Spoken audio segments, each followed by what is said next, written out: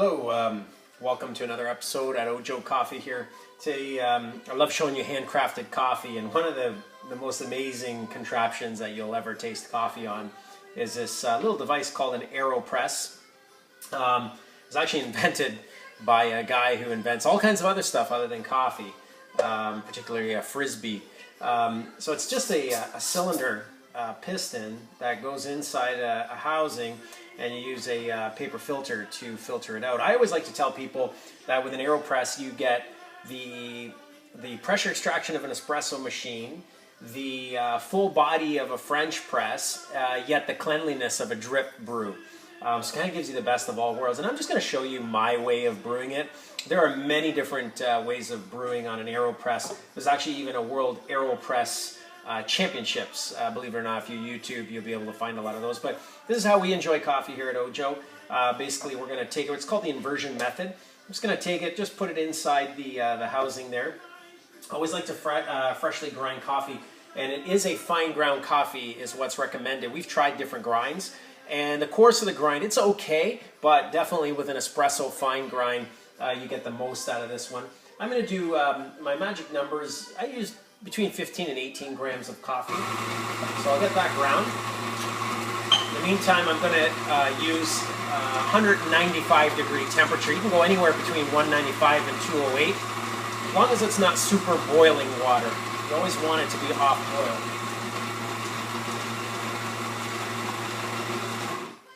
So I'm going to take my freshly ground espresso. Well, this is a blend that I use for espresso, but it's espresso grind. It doesn't really matter the type of coffee. Any coffee can be ground for espresso. And all I'm going to do is take a little bit of hot water. I am using my Hario gooseneck kettle. You don't have to use the gooseneck kettle. You can just pour straight because you are basically going to stir this up anyway. There are methods where you can bloom that coffee, just hitting it with a little hot water to let it off gas. I don't really particularly care in this circumstance. I like to show people how they can easily brew coffee instead of getting so complicated. So that's in there. Aeropress provides you this little stir stick contraption. Make sure you get down to the bottom because a lot of the grinds will stick to the head of the piston. So stir that. You can time this if you wanted to as well. For myself, that's usually about enough time. By the time it takes me to get one of these paper filters and put it on, it's pretty much to the extraction that I like. And you're going to want a mug. I'm using my little Joko travel mug here. Invert and basically slowly press down.